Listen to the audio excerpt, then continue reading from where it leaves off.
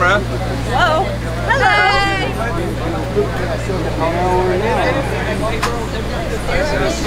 There you go. There you go. There you go. There you go. There you go.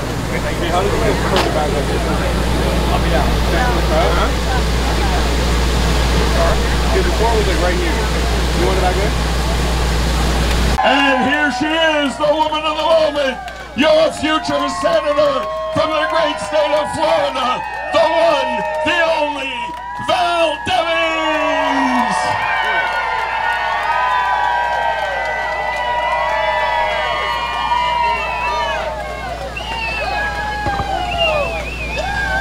Well, good morning, villagers!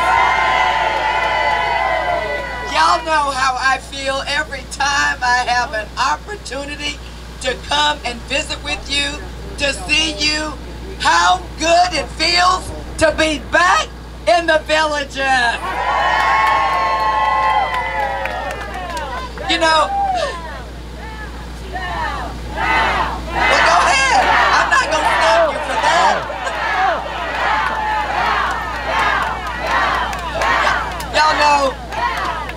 Y'all know, I feel blessed for a lot of reasons. But one of them I do want to share with you this morning. I mean, to be introduced, to be presented by Bowser! John, I want to thank you so much for just being so wonderful, so supportive. In my first race, my very first race for the U.S. House of Representatives, John walked into my life one day, and I haven't let him go since then.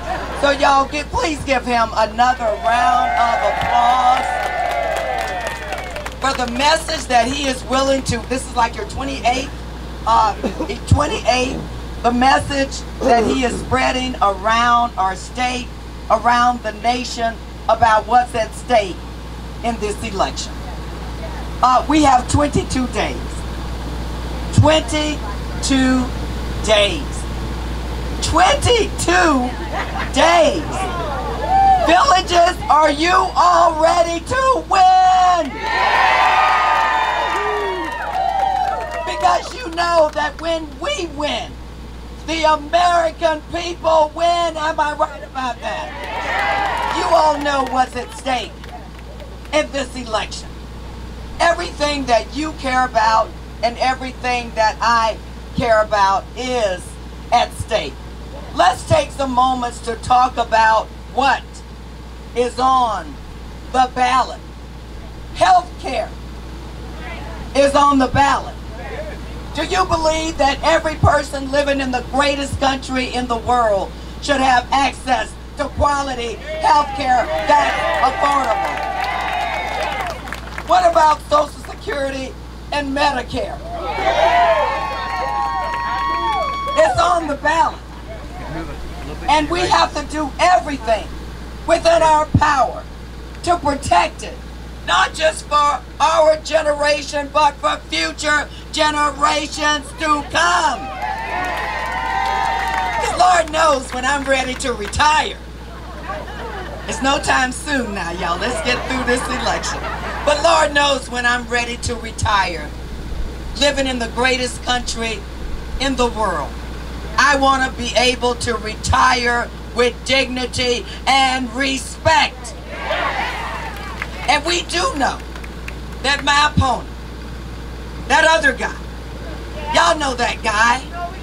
Well, you don't, because he doesn't show up for work. Now what I learned at the police department is when you don't show up for work, you lose your job. Do you all believe that we need to send Marco Rubio packing because he doesn't like to show up for work? Social Security and Medicare is on the ballot, but you all know Marco's partner, Rick Scott. I'm sorry, y'all, but it is what it is. Have you all read his 12-point plan? Don't let them fool you. When you talk about sunsetting Social Security and Medicare every 5 years, that means getting rid of Social Security and Medicare as we know it. Are we going to allow that to happen? What's on the ballot? Lowering costs for our seniors and our everyday families is on the ballot. Now, we passed legislation to lower the cost of health care. Is that a good thing?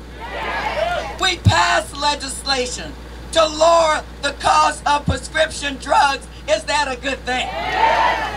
We passed legislation to cap the cost of insulin at $35. Is that a good thing?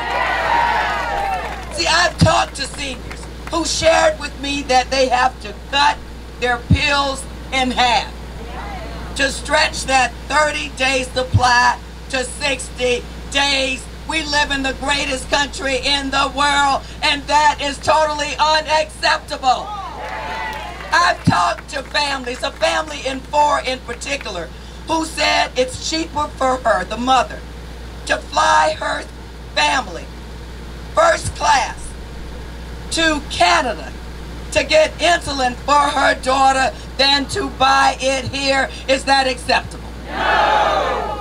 We voted to lower the cost, and guess what, y'all? Not only did Marco Rubio vote no, but now he's introduced legislation to take away the legislation that we just voted for to lower costs.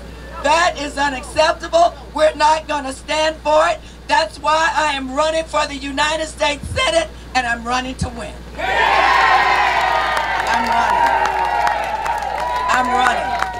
I'm running to win everything that you care about and everything that I care about is on the ballot, like gun violence. How long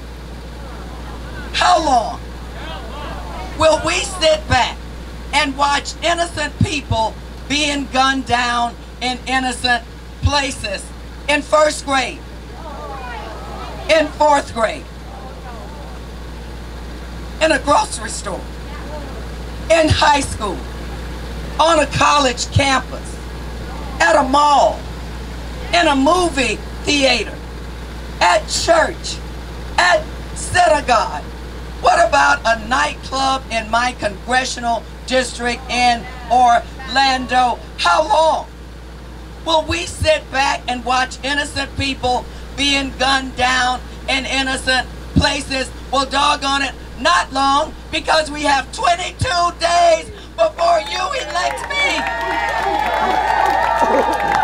Someone who cares about taking dangerous weapons out of the hands of dangerous people. And Marco Rubio has accepted $3.3 million from the gun lobby, and he made promises to families that he had no intentions on keeping. I'm running for the United States Senate, and I'm running to win. And what about this one? It's a good day to talk about this one. What about women's rights? Now, I don't care about Marco and his enablers of wanting to take us back to a time that too many people fought hard for us to get beyond. Let me make it clear to you today, villagers, we're not going back. And we're not shutting up. And we're not sitting down. No, we're not being quiet. We are going to fight and fight and fight some more for a woman's right to choose. We're going to fight. That's a fight. I love that fight. Let me tell you, I have 4 beautiful granddaughters. And I be damned if we're going to sit back and do nothing and allow them to have less constitutional rights than I have. We're going to fight for their right to choose, and doggone it, a woman's decision should not be made by her governor, by her member of Congress, or by her senator. We're going to fight for a woman's right to choose. It's another good day to talk about this one to the people in the villages. What about voting rights? Run on your own record. Why would you try to impede a person's right to vote? Why would you try to suppress a person's right to vote? Let the people vote! Look, I remember my parents. You all know I'm the daughter of a maid and a janitor, and every opportunity I get to talk about them, James and Eloise Butler, I talk about them because I would not be standing here today were it not for their sacrifices. My dad used to work 7 days a week. My mother used to clean houses for a different family every day, and even though they came home dog-tired, I cannot remember a time my parents did not go to vote. I grew up thinking that if you did not vote, it was against the law. Because they were so committed and so dedicated. When they didn't have money or didn't have gas in the car, or the car was not working, they would pay somebody a couple of dollars to drive them to the polls to cast their vote. Now, why on earth would you be afraid of people like my parents exercising their right to vote? Let the people vote. And today to the great, wonderful, dedicated people in the villages, today you're going to cast your votes, and I'm going with you. Let the people vote.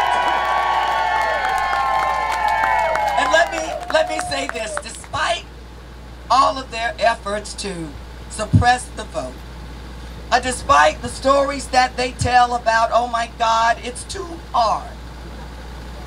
It's too hard, right? Well, doggone it, this nation wasn't built on easy. We didn't build a great nation on easy.